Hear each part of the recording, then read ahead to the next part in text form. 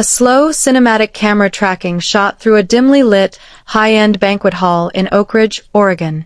The camera moves past heavy oak tables laden with half-empty wine glasses, white linen tablecloths crumpled at the edges, and the warm, golden glow of string lights reflecting off polished pine walls.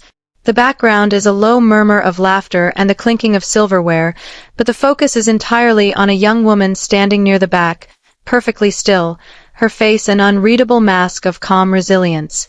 The faint, rich sound of a cello playing a slow, melancholic melody, underscoring the weight of the moment. The background chatter is slightly muffled, creating an atmospheric, immersive vacuum around the narrator's voice. My name is Clara Vance. I was exactly 31 years old on the night my father handed my younger brother a briefcase containing a $1 million check, looked me dead in the eye, and handed me a lifetime sentence of insignificance. Cut to a sharp, close-up shot of Arthur Vance, 60s, commanding, wearing a tailored charcoal suit that screams old money authority. He is raising a crystal tumbler of whiskey, his smile wide and theatrical as he looks toward Julian Vance, 29, charismatic, dressed in an expensive, slightly flashy modern suit, radiating the effortless confidence of a man who has never known failure. We were standing in the historic pavilion just outside the city limits, a hall my grandfather had built with his own 2 hands 40 years prior. The entire extended family had gathered under the pretense of a milestone celebration. But as my father stood before the crowded room, his voice booming across the rafters, the real agenda became clear. He called Julian up to the stage, slapped him on the back with a pride he had never once shown me, and presented him with a seed capital to launch his own independent empire. The room erupted into a synchronized wave of applause. The camera pans slowly from the clapping relatives down to Clara, who stands by a dessert table, her fingers resting lightly against the edge of a mahogany chair. Arthur steps down from the small stage, his footsteps heavy and deliberate. He approaches Clara, his expression shifting from boisterous celebration to a cool, detached neutrality. When the applause finally began to die down, my father walked over to where I stood near the edge of the room. He didn't raise his voice. He didn't have to. With a calm as absolute as a closing vault door, he tilted his glass toward me and said, "Go build your own fortune, Clara. Let's see what you can do without my shadow." Clara's face remains steady. A subtle, sharp glint in her eyes reveals her internal resolve. She doesn't flinch, doesn't argue. She simply nods, offers a polite, measured smile, and takes a slow sip of her water. I didn't cause a scene. I didn't let a single tear compromise my posture. I smiled, quietly thanked him for his candor, and took my seat. But what my father failed to realize, what the entire room failed to realize, was that over the next 12 months, a quiet alliance was about to form. Deep within the ancient, dust-covered ledgers of our family business, where none of them cared to look, my grandfather was watching. And exactly 1 year from that night, a corporate attorney would sit across a mahogany table, slide a thick, wax-sealed envelope across the surface, and cause my father to unleash a sound that no one in our town had ever heard him make before. The sound of a man watching his entire legacy vanish into thin air. The screen abruptly cuts to black. The title cards appear in clean, minimalist cinematic font. The sudden sharp slam of a heavy wooden gavel or a vault door closing, echoing into the silence. Narrator, VO welcome back to the channel, where the loudest voices in the room are rarely the ones holding the keys, and where the quietest women always keep their receipts. If you've ever had to build your own platform out of the bricks people threw at you, you are exactly where you belong. Drop a comment below, hit that subscribe button, and let me tell you how the quietest ledger in Oregon broke $1 million dynasty. The screen fades back into the warm, amber tones of the banquet hall. The camera lingers on the details of the room, men with calloused hands wearing flannel shirts under sports coats, the veteran crew of Vance Timber and Logistics. The air carries the distinct, sharp scent of fresh-cut cedar, pine shavings, and expensive cologne. To understand the weight of that $1 million check, you have to understand the geography of Oak Ridge. Our family business, Vance Timber and Supply, wasn't just a company, it was the backbone of the county. The check my father held in his hand wasn't just money, it was a public coronation. It was printed on an oversized display board, large enough for the grease-stained Sawyers in the back row to read every single zero. $1 million. Julian accepts the display check, slinging an arm around his mother, Eleanor Vance, 50s, elegant, wearing a pearl necklace and a tight, approving smile. Julian speaks into a microphone, his gestures expansive and theatrical, though his words are filled with generic corporate buzzwords like disruption, next-generation scaling, and synergistic logistics. Narrator: V.O. Julian accepted the money with the casual grace of a man who believed the world owed him a living. He leaned into the microphone, flashing the trademark Vance smile, talking smoothly about modernizing an old industry and bringing a tech-forward vision to the Pacific Northwest. The crowd laughed exactly when he wanted them to. My father watched him from the front row with an expression bordering on reverence. It was the look a king gives to the prince he believes will conquer the world. The camera shifts to Clara's perspective, looking across the crowded room. Her mother, Eleanor, glances over at her briefly, then turns her attention back to Julian, adjusting the lapel of his jacket with immense pride. When my father approached me later by the catering tables, there was no malice in his eyes. That was the part that cut the deepest. If he had been cruel, I could have used anger as a shield. Instead, he was thoroughly gentle. He spoke with the patronizing kindness of an adult explaining a hard truth to a child. When he told me to go earn my own, he was closing a door I had been knocking on for over a decade. And the room didn't gasp. No one stood up to challenge the disparity. The aunts and uncles simply nodded over their wine glasses, as if a daughter being left out in the cold was merely the natural order of inheritance. The camera pans across the head table, finally settling on Marcus Vance, 81, weather-beaten face, hands thick and scarred from decades of manual labor, sitting in a heavy wooden chair at the far end of the pavilion. He does not clap. His hands are folded tightly over his cane, his piercing blue eyes locked onto Clara with absolute, unwavering focus. While the room applauded Julian's future, my grandfather sat at the end of the long table, completely motionless. Marcus Vance had built this entire lumber empire from a single flatbed truck and a severe case of stubbornness back in 1968. He didn't join the applause. He didn't smile. He just sat there, his old calloused hands resting on his cane, watching me through the crowd. I caught his gaze, and for a brief second, something passed between us. I didn't fully comprehend what that look meant at the time. I just knew that he was the only person in that entire building who wasn't looking at the oversized check. Visual, flashback sequence, montages of a younger Clara, 19 years old, sitting under the harsh fluorescent lights of a cramped back office at the lumber yard. Massive towers of paper ledgers surround her. Her fingers fly across a 10-key calculator, the tape rolling out onto the desk. Narrator: V.O. The truth is, nobody celebrating that night actually knew what I did for the family. In our household, Julian brought the charisma, but I brought the spreadsheets. He was 2 years younger than me, yet he was treated like the firstborn son of a royal lineage. I was the person they called when the numbers didn't make sense. I began managing the company's internal books at 19, the summer my father's head accountant abruptly walked out due to stress. Nobody else in the family could even decipher a standard cash flow statement. The young Clara in the flashback circles a recurring line item on a vendor invoice with a red pen, revealing an $8,000 discrepancy. She presents it to Arthur, who merely takes the paper without looking up from his phone, waving her out of the room. That first year, I discovered a primary equipment vendor had been double billing us for heavy machinery parts, quietly draining $8,000 a month from our operational account. I spent 3 nights without sleep tracing the invoices, compiled a flawless audit, and saved the company nearly $100,000 in annual losses. I didn't get a bonus. I didn't even get a verbal thank you. My father simply took the report, filed it away, and handed me 3 more boxes of unvouched receipts. Cut back to the present day. Clara is driving her modest sedan down a dark, wet highway, the windshield wipers rhythmic against the pouring Oregon rain. The dashboard clock reads 11:45 p.m. By 25, I had passed my CPA exams on the first attempt and secured a position at a mid-sized forensic accounting firm 2 counties over. My family knew my job title, but they never once asked about the complexity of my cases.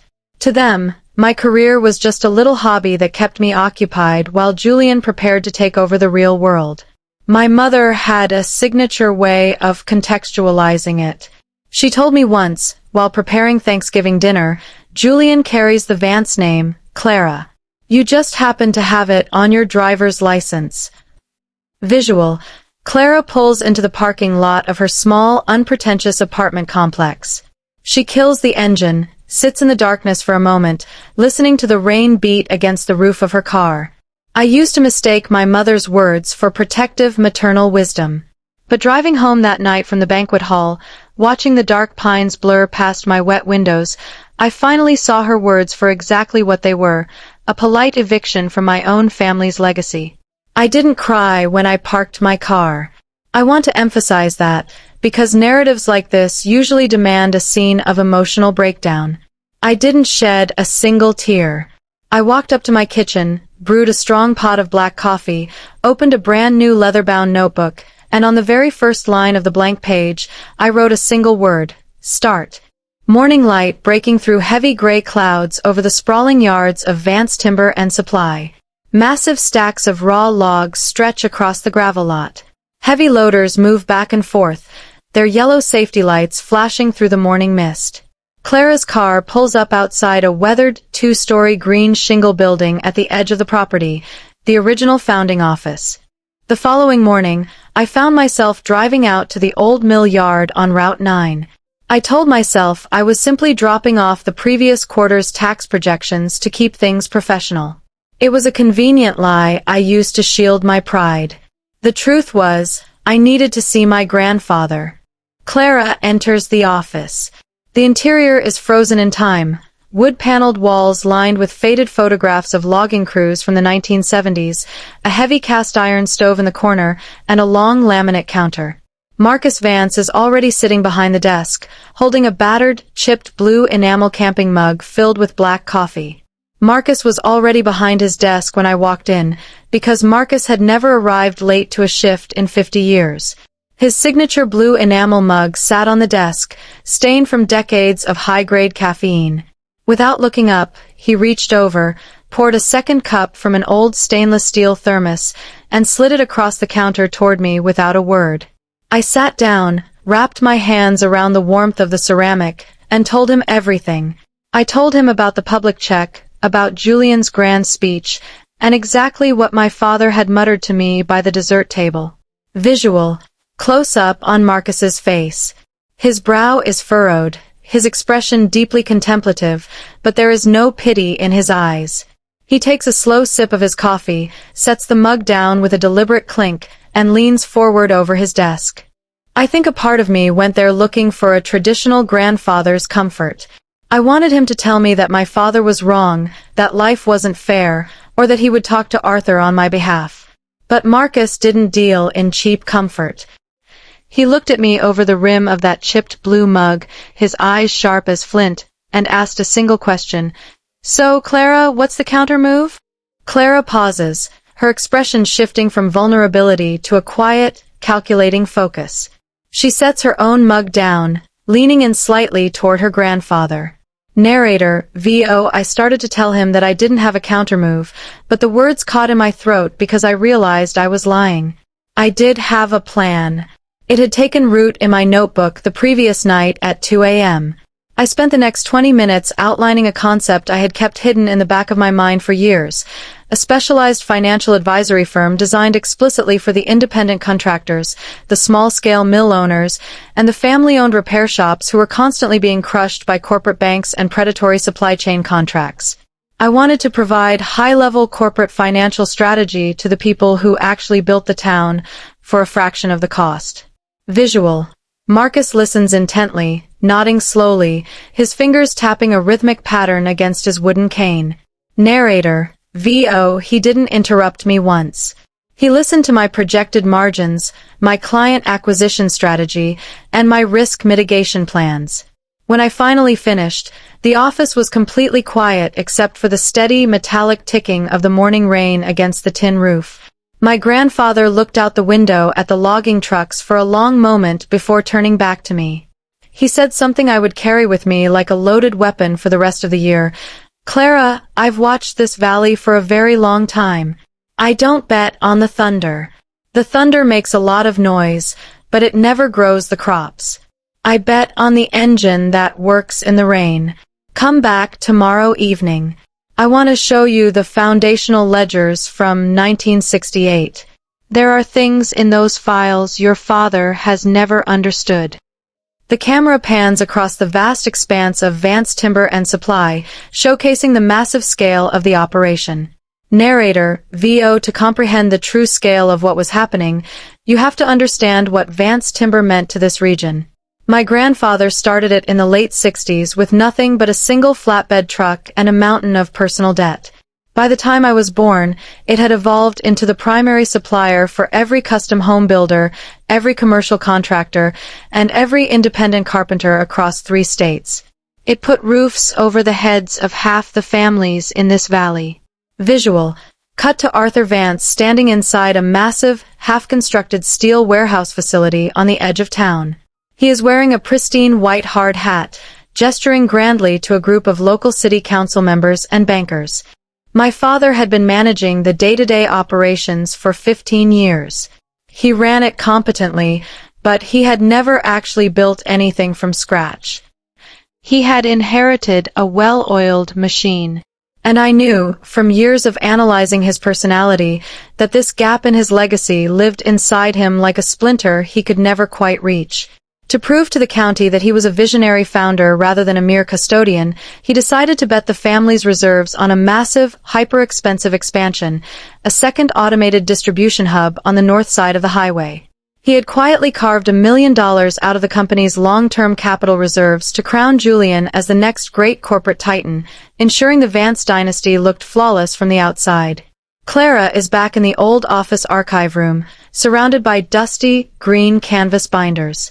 She pulls a thick document labeled Confidential, Line of Credit and Commercial Real Estate Secured Mortgage, and opens it under a single desk lamp. Nobody in town mentioned the daughter who actually kept the company's financial engine running. But I wasn't bitter about being excluded from the public narrative anymore. I had crossed over into something much colder, much more analytical, and significantly more lethal. I was paying undivided attention. One evening, while sorting through an archival cabinet for my grandfather, I stumbled upon the executed loan documents for my father's new northern warehouse facility. I reviewed the clauses the way I review everything, slowly, twice, looking for the small print. What I discovered made my blood run cold. Visual. Close up on the document. Clara's finger traces a specific clause that highlights the collateral for the loan. Personal guarantees secured against future projected asset distributions from the Marcus Vance Living Trust. The camera transitions to a gritty, grease-stained automotive repair shop on Main Street. The sound of air wrenches and metal clanging fills the space.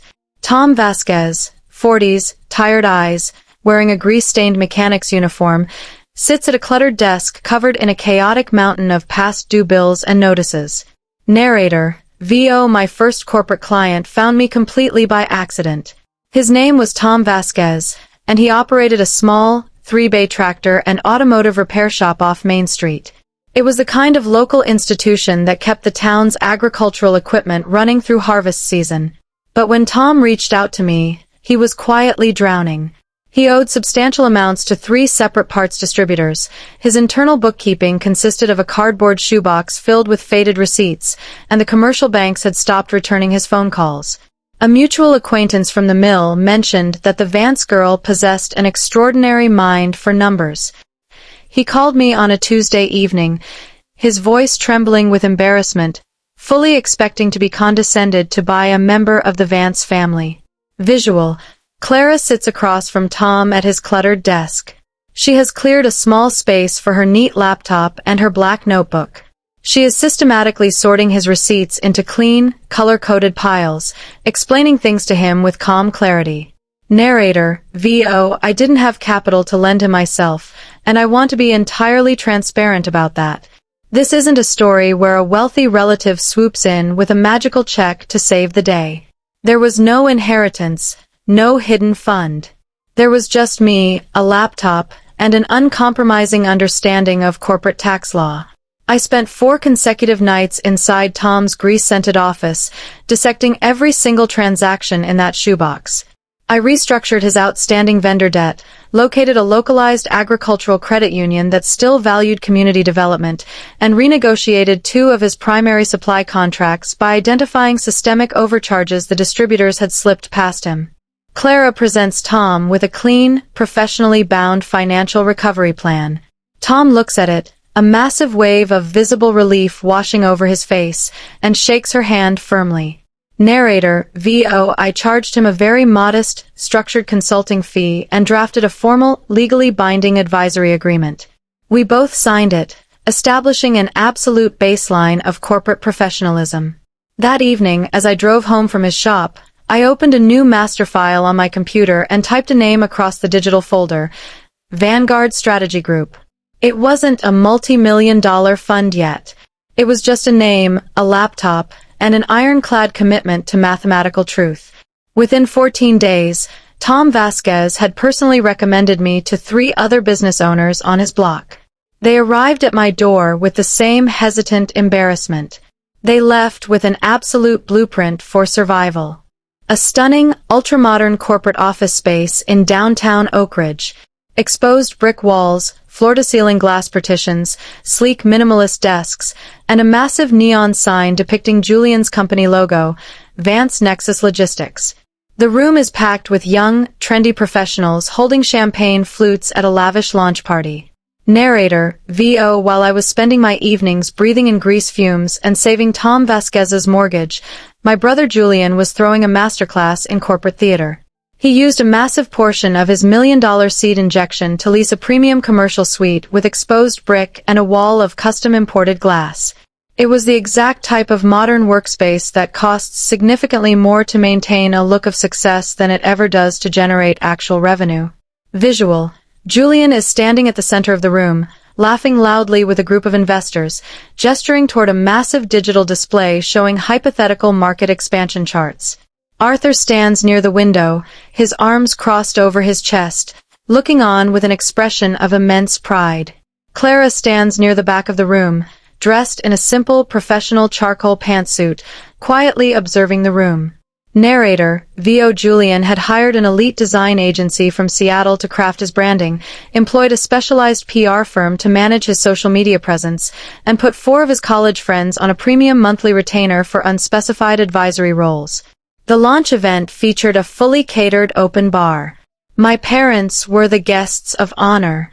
My mother wore a brand new designer dress, loudly informing every city council member within earshot that her son was a visionary tech entrepreneur.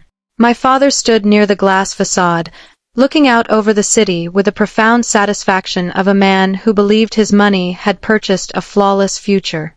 I attended the event because failing to appear would have been interpreted as an admission of defeat, and I wasn't ready to give them that satisfaction. I stood quietly near the back, watching the capital move in completely the wrong direction. Visual. A prominent local real estate developer, Christian Vale, 50s, sharp, calculating eyes, drifts away from Julian's circle and approaches the refreshment table where Clara is standing. He looks at her badge, realizes her last name, and strikes up a conversation. At one point during the evening, Christian Vale, a heavy-hitting regional real estate developer my brother had been desperately courting for a logistics contract, drifted away from the noise and approached the catering table. Mistaking me for an administrative staff member due to my plain attire, he casually asked a highly technical question regarding regional freight margins and automated tracking overhead. I didn't correct his assumption about my status. I simply answered his question, plainly, analytically, and with absolute statistical accuracy. Visual. Close-up on Christian Vale's face as he blinks in surprise.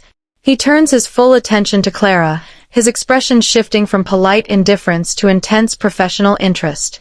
They converse deeply, Clara using precise hand gestures to illustrate cost structures. Narrator, VO. He blinked in absolute surprise. Then he asked another question regarding localized commercial tax exemptions, and then another. We stood near the catering table for 10 minutes, deep in a technical discussion regarding corporate asset distribution, completely ignoring the marketing pitch happening on the main stage. Across the room, I caught Julian's eye. I watched his practiced corporate smile instantly tighten. He absolutely loathed the fact that the most important investor in the room was listening to his quiet sister instead of his loud presentation. Visual. Christian Vale smiles warmly, pulls out a high-end business card, and hands it directly to Clara, shaking her hand firmly before walking out of the event. Julian immediately approaches Clara, his eyes narrowed, his face flushed with irritation. Narrator, VO Christian Vale didn't wait for Julian's final presentation. He shook my hand firmly, handed me his private corporate card, and left the venue. Julian reached me before the main glass doors had even finished swinging shut. He kept a stiff, artificial smile plastered on his face for the benefit of the remaining guests, but his voice was laced with pure venom. "Clara, you don't need to lurk in the corners of my launch party doing amateur accounting tricks. This is a high-level venture. Go find something your own size to play with." I looked at him, completely unbothered, and said, "I'm not lurking, Julian. I'm taking notes." Visual. The scene shifts to a tense family Sunday dinner. The camera moves slowly around the dining room table. Arthur and Eleanor sit at the ends. Julian is on one side, looking smug. Clara sits across from him. The tension in the air is thick enough to cut with a knife. Narrator, VO The familial blowback began roughly 4 weeks later. It arrived in the form of soft, carefully calibrated whispers, which is exactly how the most destructive rumors always begin. Word began circulating through the extended family network that Clara had become profoundly bitter. The narrative was that I was consumed by jealousy over my brother's brilliant venture, and that I had started a pathetic little side accounting business out of pure malice to embarrass my father's legacy. I knew the exact origin of the script. Julian possessed a rare genius for narrative spin, and the story he was selling to our relatives was that of a disgruntled, unsupportive sister who couldn't bear to see her brother succeed. Eleanor Vance sits on a plush sofa, holding her phone to her ear, her face wrinkled in a look of pained maternal disappointment. Narrator, VO My mother called me on a Thursday afternoon. She didn't ask how my life was going, nor did she inquire about my expanding client list. She skipped any pleasantries and went straight to the point. "Clara, I am begging you to please not make things incredibly awkward at the upcoming family Thanksgiving dinner. Don't humiliate us by talking about your little accounting project. Julian is doing real, significant work for the Vance name. Just let him have his moment without trying to compete." Visual. Clara is back at her desk, typing calmly on her computer, her face completely serene. She hangs up the phone without an argument. Narrator, VO, don't humiliate us. Those were her exact words.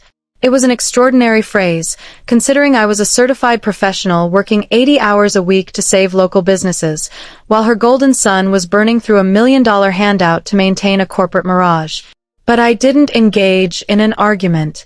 I want to highlight this specific decision because entering into a defensive argument with an abusive or biased family structure is an absolute trap. The moment you argue, you validate their narrative that you are emotional, bitter, and unstable. So, I stayed entirely silent. I let them believe whatever story made them comfortable, and I let the only metric I trusted, the absolute mathematical truth of my work, build its own case. Visual. Clara is inside a local bakery kitchen. The air is white with flour dust. An older woman, Aunt Martha, 50s, worried expression, is showing Clara a spreadsheet on an old computer monitor. Clara points to a series of recurring hidden processing fees on the screen. Narrator, VO The reality of our situation began to manifest through my father's own sister, my Aunt Martha. She owned a highly popular chain of artisan bakeries across the county.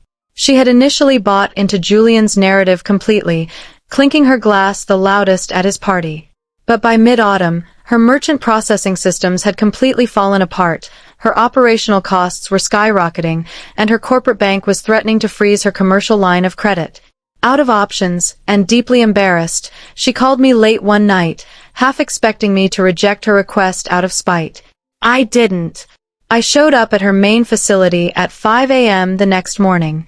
Visual: Clara systematically untangles Aunt Martha's digital books. She circles a massive series of systemic overcharges from a third-party payment processor. Narrator: VO. I spent an entire weekend auditing her merchant processing contracts. I discovered her point-of-sale vendor had quietly transitioned her to a high-risk tariff tier without notification, draining $4,000 a month in unauthorized transaction fees. I didn't just find the leak. I forced the vendor into a full legal settlement, recovered $16,000 in retroactive overcharges, and restructured her entire operational cash flow. I never once brought up the derogatory comments she had made about my business at the banquet hall. I didn't need to. The numbers did all the talking for me. A family gathering at a casual backyard barbecue. Aunt Martha is sitting directly next to Clara, intentionally ignoring Julian, who is attempting to show his father something on his phone.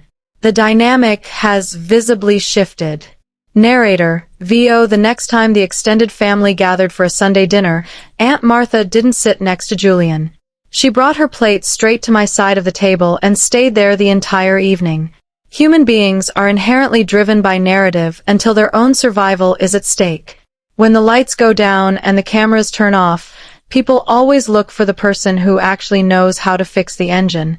When my mother shot me a warning glance from across the room, I simply leaned back and took a sip of my tea. I had established my boundary. You can choose to believe whatever is loud, or you can choose to read what is written in ink. I was perfectly content to stay in the dark, writing. Visual: a brilliant montage showing the rapid growth of Vanguard Strategy Group. Clara moves from her kitchen table to a small, professional brick-and-mortar office space. The name of her company is beautifully etched onto the glass door. A line of local business owners, a roofing contractor, a farm supply owner, a boutique owner, are sitting in her neat waiting room.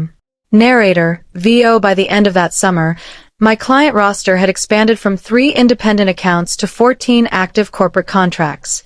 Vanguard Strategy Group had ceased to be a hopeful file name on my personal laptop. It had transformed into a small, highly aggressive financial engine. My business model was devastatingly efficient. I would locate a struggling, viable local enterprise, completely sanitize their internal bookkeeping, extract hidden operational leaks, negotiate their outstanding debt structures down through legal credit unions, and take a predefined, performance-based percentage of the capital I saved them. I wasn't relying on marketing algorithms or family prestige. I was relying on pure, unadulterated results. Visual: the clock reads 10:30 p.m. Clara is rubbing her eyes under the dim light of her office desk, looking visibly exhausted but profoundly focused. She packs up a clean manila folder, locks her office door, and drives back toward the Vance timber yard. Narrator: VO. But that hypergrowth demanded an extraordinary personal toll. I had reached a point where I was arriving at my primary employment firm by 7 a.m., working my personal Vanguard clients from 5 p.m. until 10:30 p.m., and collapsing into sleep before I even remembered to consume a proper meal. I possessed no personal life outside of those corporate ledgers. If you are looking for my human flaw in this story, that was it. I carried the entire weight of the world on my own shoulders, refusing to let a single human soul close enough to assist me. It made me an incredibly lethal forensic accountant, but it made me a profoundly isolated human being. Rain pouring down over the corrugated tin roof of the old mill yard office. Inside, the lights are off except for a warm green banker's lamp casting shadows across the room. Marcus Vance sits in his leather chair, looking frail, his blue mug cold on the desk. Clara walks in, carrying a folder, and sits in the opposite chair. Narrator: VO. Most evenings, regardless of my exhaustion level, I would make a point to swing by the old mill office with a fresh status report for my grandfather. Over the last month, his questions had begun to shift. They were no longer the casual inquiries of a grandfather making polite conversation. He wanted to understand the explicit legal mechanics of Vanguard Strategy Group. He asked me how I structured my performance-based contracts, what happened to a client's senior debt liabilities if their business model completely collapsed, and who held the underlying legal paper during a restructuring negotiation. He was measuring my mind with the cold precision of an engineer. Visual. Marcus reaches across the desk, his hands slightly trembling as he taps a blank piece of paper under the green lamp. Write down the exact structural blueprint of your firm for me, Clara. Leave nothing out. Narrator, VO. One rainy evening, with the storm beating a steady cadence against the old tin roof, he asked me to draft a complete, single-page structural summary of Vanguard's corporate operational framework. I assumed he was simply proud of my work and wanted to see it laid out clearly in print. I spent an hour creating a flawless, highly technical overview, clean, plain, and absolute. I handed it to him, and he folded it carefully, sliding it into the interior pocket of his heavy wool coat. I should have stopped to ask him why he required that specific document, but I was far too consumed by my own exhaustion and far too proud of his attention to realize that my grandfather was quietly engineered a masterclass architecture of his own. Visual. The high-end, wood-paneled executive study of Arthur Vance's primary residence. Arthur sits behind a massive mahogany desk, his face contorted in a look of profound corporate irritation. Clara stands across from him, completely composed. Narrator, VO. Word of my business success finally reached my father's desk in early November, and it landed on his ego like a direct corporate indictment. He didn't offer a single word of congratulations. He didn't call to ask how his daughter had built a thriving firm from a blank notebook. Instead, he issued a formal, ice-cold summons to his private study. When I arrived on a Sunday afternoon, the atmosphere in the room was suffocating. He had been hearing my name mentioned with immense respect around the local country club and the commercial banks, and he absolutely detested the specific corporate company my name was keeping. Visual. Arthur slams a hand down onto his desk, leaning forward, his voice low and threatening. You will strip the name Vance from your business registration immediately. That name belongs to my enterprise. You are damaging our market credibility. He didn't waste time on pleasantries. He looked at me from behind his desk and delivered his ultimatum. Clara, you are to strip the Vance name from your little consulting operation immediately. The Vance name is a premium trademark in this county. It belongs exclusively to Vance Timber and Logistics, my business. You are confusing our commercial lenders, and I will not have our family reputation associated with low-tier, back-alley bookkeeping operations. Visual. Close-up on Clara's face. She doesn't raise her voice. She looks directly at her father, her expression completely devoid of fear. Narrator, VO. He tried to frame his demand as a necessary measure to protect the family estate. But we both knew exactly what this was. A psychological test of absolute submission. He wanted to see if I would fold under his authority, if I would surrender the entity I had built with my own blood and sweat just to purchase the temporary privilege of his paternal approval. I stood there, looking at the man who had given my brother $1 million head start and given me an eviction notice. I thought about every single night I had spent balancing his corporate ledgers for free since I was 19 years old. I looked him dead in the eye and delivered the quietest answer I possessed. You stood in front of this entire town and told me to go earn my own fortune, Dad. I took your advice. I'm earning it, and the name stays on the door. Visual. Arthur's jaw clenches, his veins visible along his neck. He points a finger at the door, his voice shaking with restrained rage. You will deeply regret being this combative, Clara. I built this family dynamic, and I can dismantle your status within it in a single phone call. His jaw worked violently. He leaned over the desk, his voice dropping to a dangerous hiss. You will deeply regret being this difficult, Clara. I picked up my briefcase, adjusted my coat, and looked back at him from the doorway. I think it's important you know that I formally registered the corporate trademark for Vanguard Strategy Group, operating under the master entity Vance Global Assets, with the state government nearly 6 months ago. The filing is fully approved, bonded, and legally secure. You can be as angry as your ego requires, Dad. but you cannot undo a state regulatory filing. I walked out before either of us could cross a line into a conversation we couldn't legally walk back from. Driving home that afternoon, I realized the family name had become the absolute epicenter of the conflict. It meant my business had become dangerous to his narrative. And that meant I would never give it up. Visual. Julian Vance sits in his empty, glass-walled office. The neon sign behind him flickers slightly. His head is buried in his hands, surrounded by printouts showing massive red negative balances. He picks up his phone, hesitation clear on his face, and dials a number. Narrator, VO. By the middle of November, my brother's million-dollar corporate arc began to spring massive structural leaks. I didn't gloat over his misfortune. I didn't have the luxury of time to celebrate, because my own client roster was consuming every waking second of my life. But Julian forced me to notice. He placed a phone call to my office on a cold Thursday afternoon, and for the absolute first time in our entire lives, he required something that only I possessed. His magnificent, glass-fronted office space was completely bleeding cash through premium commercial rent. 3 of his primary strategic partners had quietly resigned after realizing his revenue projections were completely fictional. His anchor real estate investor, Christian Vale, the man who had handed me his card at the launch party, had formally passed on the contract after reviewing Julian's actual operational margins. Visual. Julian sits across from Clara in a quiet corner of a local diner. He looks visibly disheveled, his expensive suit unbuttoned at the collar, trying desperately to project an air of casual brotherly confidence while his hands shake slightly. Narrator, VO. He had spent his million-dollar capital injection as if the account possessed a magical self-refilling mechanism. Now, the absolute bottom of his corporate treasury was coming up at terrifying speed.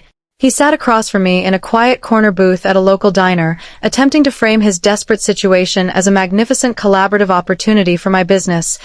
"Look, Clara," he said, flashing a weak version of the Vance smile, "I'm willing to let you come on board as a senior financial partner at Vance Nexus. I'll let you take a look at our internal ledgers as a favor, and we can merge your little client list into our master logistics brand." Visual.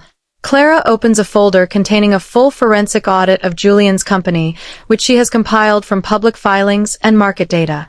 She slides it across the table. The pages are filled with red highlight markers. Narrator, VO. I had already compiled a comprehensive forensic estimation of his company's actual health from public registry data and vendor filings.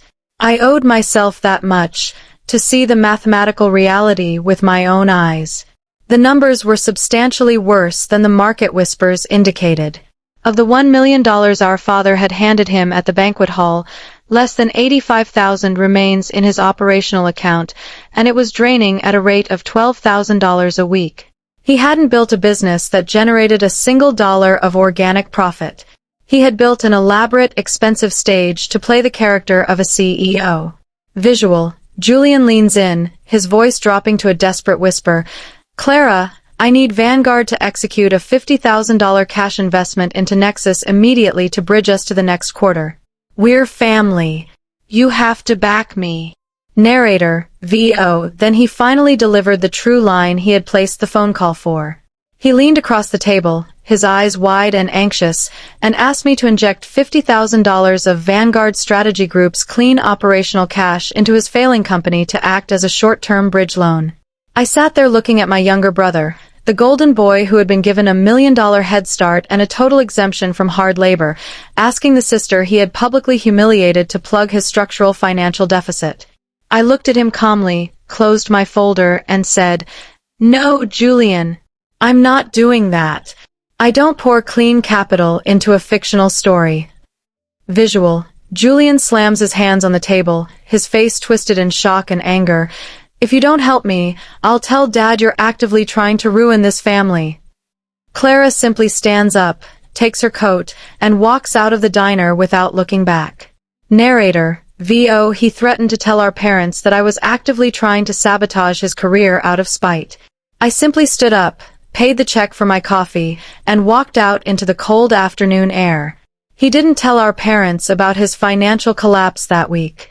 He chose to let them continue believing that his company was thriving in the modern tech market, and I allowed him to maintain that illusion. It wasn't my secret to spend. I had an entirely different ledger to secure. The rain has completely stopped, replaced by a thick, bone-chilling mountain fog that blankets the entire Oak Ridge Valley. The green shingle office of Vance Timber and Supply looks isolated in the mist. Inside, Tom Vasquez is standing near the counter, holding his mechanic's cap in his hands, looking incredibly nervous, like a man called to bear witness to a historical event. Marcus Vance stands behind the counter, holding his blue enamel mug in one hand and a single crisp sheet of white paper in the other. Clara enters the room. Narrator, VO. Exactly 1 week after my confrontation with Julian, my grandfather called me out to the old mill office for what he formally described as an urgent corporate governance matter. When I stepped through the door, I was stunned to find Tom Vasquez already standing by the counter, holding his hat in his hands with an expression of immense reverence. Marcus was standing behind the ancient pine counter, his blue mug resting near his elbow, holding a single unblemished sheet of legal paper. He set the document down between us, right in the middle of the room that smelled heavily of fresh-cut cedar, saw oil, and history.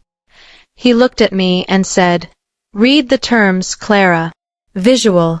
Close up on the paper. The header reads, Strategic Capital Partnership and Asset Injection Agreement.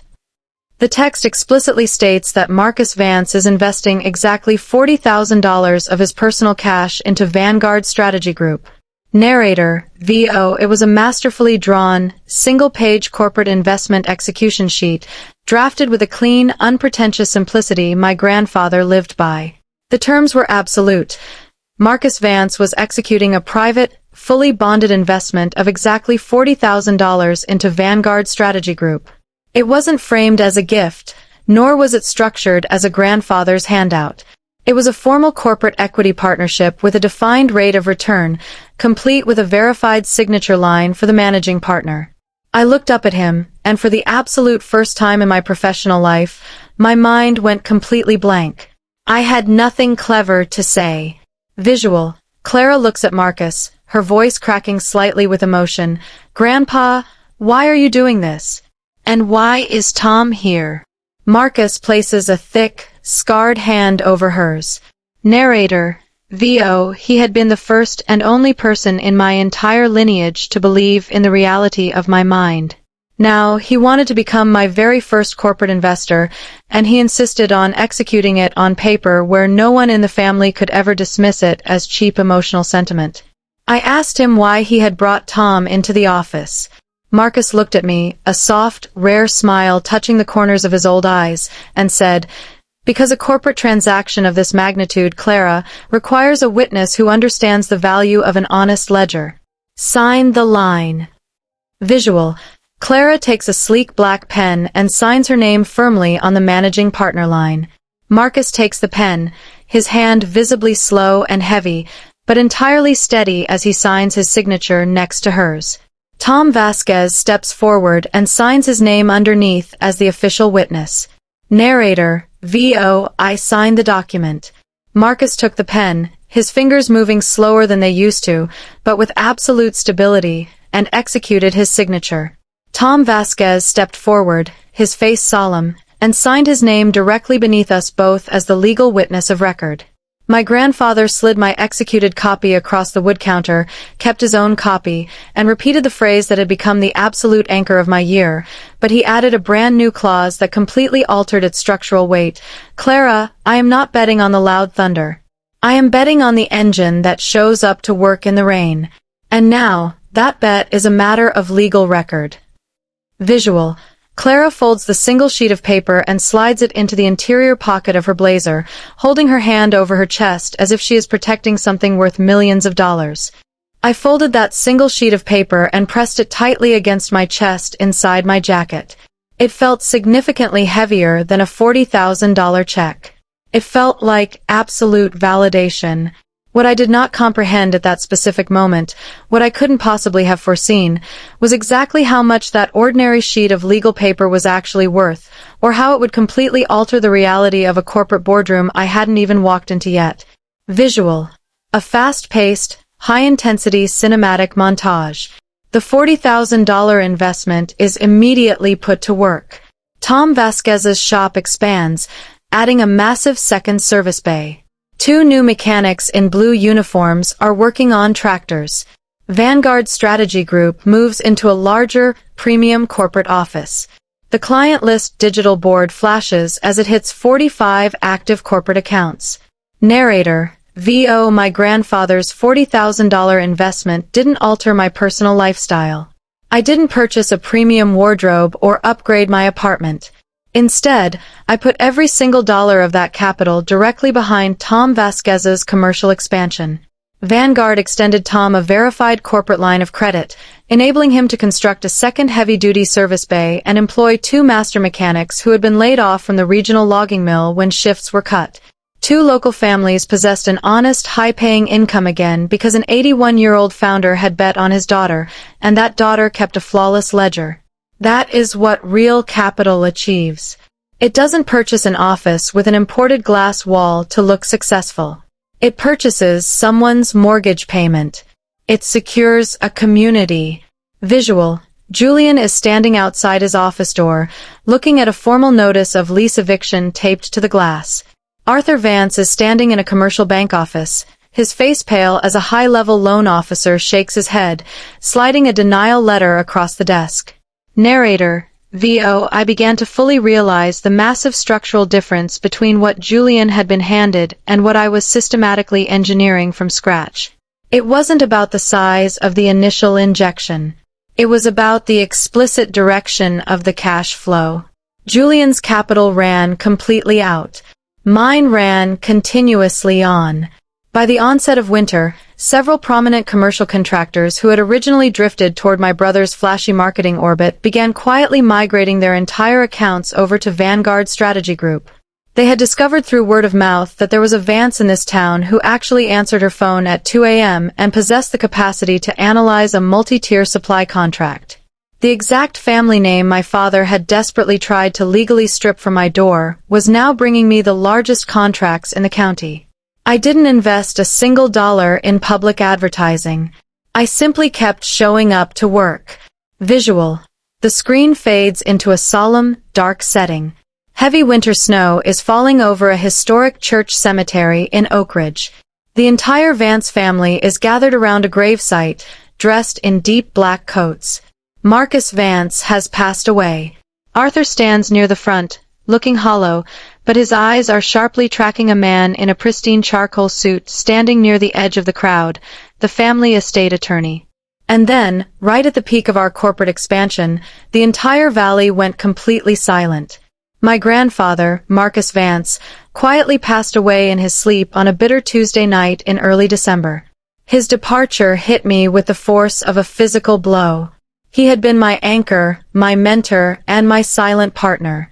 At the funeral, the emotional hypocrisy of my family was on full, theatrical display.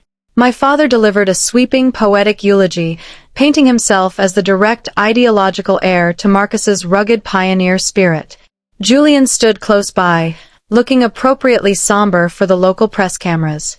But I could see the underlying financial anxiety vibrating in my father's hands. The Northern Warehouse project was entirely stalled. The commercial banks were demanding verification of his financial collateral, and he desperately required the immediate execution of my grandfather's estate to save his own empire from absolute bankruptcy. Visual. A massive, high-end corporate boardroom on the top floor of a premier financial tower in downtown Portland. A heavy mahogany table sits at the center. Arthur, Eleanor, and Julian sit on one side, looking anxious but expectant. Clara sits alone on the opposite side, her leather briefcase resting neatly on her lap. At the head of the table sits Lawrence Vane, 60s, elite corporate estate attorney, wearing gold-rimmed glasses, looking incredibly serious. Narrator, VO. The formal reading of the Marcus Vance Living Trust was executed exactly 3 days following the funeral at the elite corporate offices of Vane and Associates in downtown Portland. My father and Julian entered the boardroom with the supreme confidence of men walking in to collect a debt. They didn't even look at me when they took their seats across the massive mahogany table. My father had already brought his private corporate notebook, ready to outline how he would immediately integrate Marcus's personal timber holdings into his stalled distribution hub. Lawrence Vane, the senior estate attorney who had managed my grandfather's private legal affairs for 40 years, sat at the head of the table. He adjusted his glasses, looked across the room with a profound expression of gravity, and broke the seal on a thick, heavy manila envelope. Visual. The attorney pulls out a document, looking directly at Arthur. Before I read the master asset distributions, I must execute a primary corporate governance amendment filed by Marcus Vance exactly 30 days prior to his passing. He slides a document across the table. Narrator, VO. The attorney cleared his throat, his voice echoing under the high boardroom ceiling.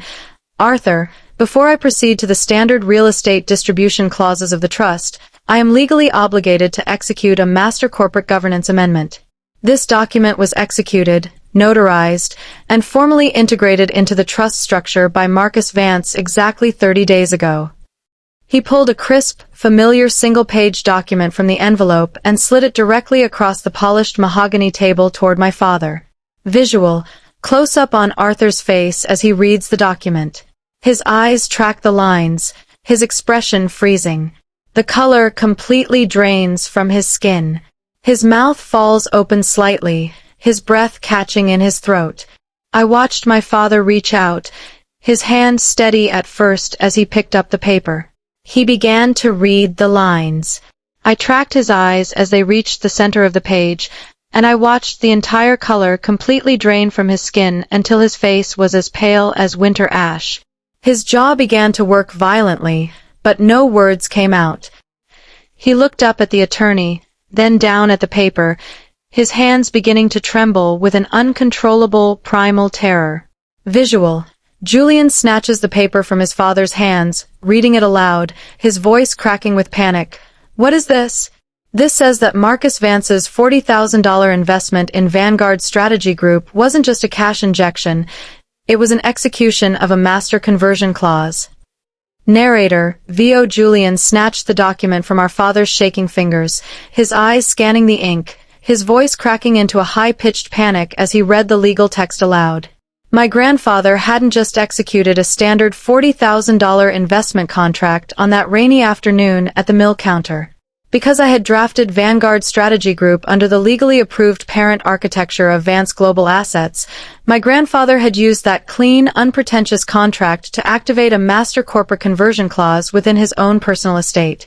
The contract explicitly stated that in consideration of professional financial services rendered by Clara Vance, Marcus Vance had formally transferred 100% of his foundational corporate voting shares and 60% of the underlying raw land deeds of Vance Timber and Supply directly into the corporate treasury of Vanguard Strategy Group.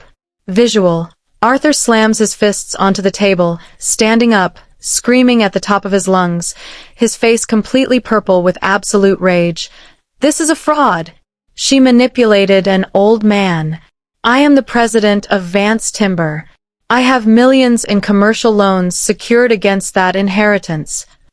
Narrator, VO. My father stood up so violently his heavy leather chair slammed into the drywall behind him.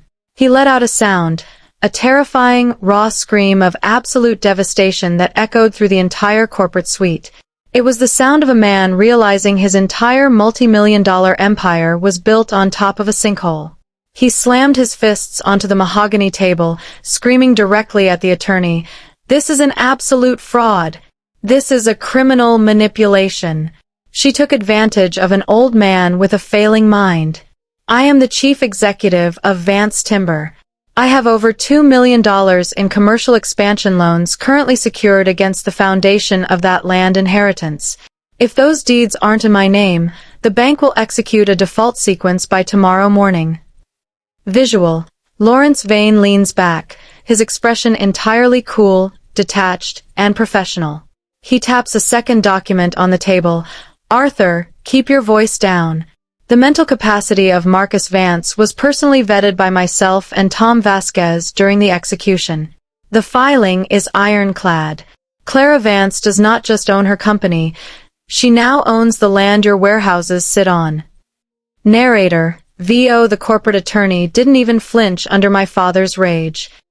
He leaned back in his chair, adjusted his gold-rimmed glasses, and delivered the final crushing blow with the absolute coldness of an executioner. "Arthur, I advise you to sit down and keep your voice down." The mental capacity of Marcus Vance was formally evaluated and certified by an independent medical professional exactly 2 hours prior to the signing of this document. The transaction was witnessed, stamped, and filed directly into the state regulatory registry. There is no legal ambiguity here. Your commercial expansion loans are indeed in immediate jeopardy, because your daughter, Clara Vance, is now the senior primary shareholder and sole deed custodian of the land your enterprise occupies. You don't have an inheritance to claim, Arthur. You have a new landlord. The modern boardroom goes completely silent. Julian collapses back into his chair, staring blankly at the table, realizing his company is permanently broke and his father can no longer save him. Arthur sinks into his seat, looking deflated, his hands covering his face. Clara remains perfectly still. She opens her briefcase, takes out a clean, professionally drafted corporate lease agreement, and slides it calmly across the table toward her father. Narrator, VO, and then, the entire room went completely quiet. The screaming stopped. The rage evaporated, replaced by the heavy, suffocating weight of absolute reality. Julian collapsed into his chair like a marionette with its strings abruptly severed, staring blankly at the polished wood table. He realized that his modern office space, his marketing team, and his tech CEO lifestyle were completely over. My father sank back down, looking 20 years older, his face buried in his hands as the mathematical truth of his bankruptcy settled into his mind. I didn't smile. I didn't offer a single sarcastic comment. I didn't gloat over his ruin. I simply opened my leather briefcase, pulled out a professionally drafted commercial lease stability agreement, and slid it calmly across the mahogany table toward my father. Visual. Clara looks at her father, her voice calm, steady, and filled with a profound human dignity. I am not dismantling the lumberyard, Dad. I am not executing a default sequence on your loans. Vance Timber will continue to operate.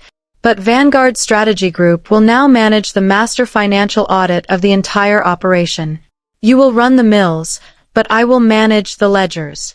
You told me to go earn my own. I did.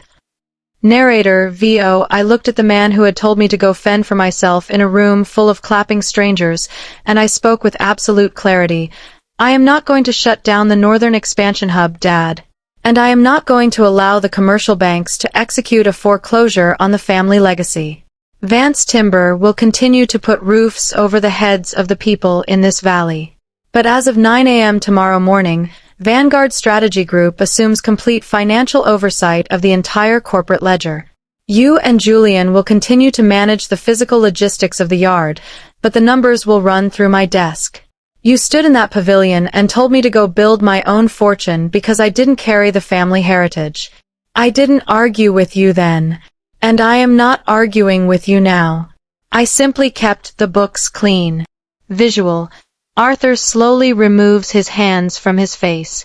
He looks at Clara, not with rage anymore, but with a profound, breaking realization of who his daughter actually is. He slowly takes the lease agreement, his fingers trembling, and nods his head in absolute submission. Narrator, VO, my father slowly took his hands away from his face. For the very first time in my 31 years on this earth, he didn't look at me through the lens of patriarchal authority. He didn't see an assistant, a secretary, or a bitter daughter. He looked at me and saw exactly what I was, a world-class financial architect who had completely outmaneuvered his entire empire from a blank notebook. He quietly picked up the pen, his hand shaking violently, and signed his baseline approval to the Governance Stability Agreement. Visual. The camera transitions back to the Oak Ridge Valley. It is a stunning, crisp, clear winter morning. The sun is breaking through the heavy mountain mist, illuminating the sprawling yard of Vance Timber and Supply. The logging trucks are moving, their engines roaring with life. Clara is walking slowly through the yard, holding her grandfather's chipped blue enamel mug in her hand, taking a slow sip of hot coffee as the workers nod to her with immense respect. Narrator, VO, if you take anything away from my story, I want it to be this. The loudest people in your life are rarely the ones holding the actual architecture of reality. When someone tells you to go build your own platform because they refuse to grant you a seat at their table, do not waste your limited human energy arguing with their bias. Do not shed tears to satisfy their expectation of your weakness. Open your notebook, clear your desk, sanitize your numbers, and build an infrastructure so structurally sound, so anchored in unyielding truth, that they eventually have to rent the very ground beneath their feet from the foundation you built in the dark. Visual. Clara walks up the steps of the old green shingle office building. She looks up at the roof, where a crew of local contractors, including Tom Vasquez, are busy installing brand new, heavy-duty commercial metal roofing panels to fix the old leak. She smiles, steps inside the office, and closes the door behind her. Audio. The rich swell of cinematic music reaches a beautiful, triumphant resolution. The steady, powerful sound of a logging truck horn echoes through the mountain air, fading out into absolute peace. Narrator. V.O. My grandfather was completely right. The loud thunder makes a magnificent show, but it's the engine working in the rain that actually transforms the world. Thank you for staying through to the final ledger. If this narrative made you sit up a little straighter today, make sure to leave the word earned in the comments below. Hit that subscribe button, turn on your notifications, and remember, always keep your books clean, and always keep your receipts. I'll see you in the next chapter. Scene end.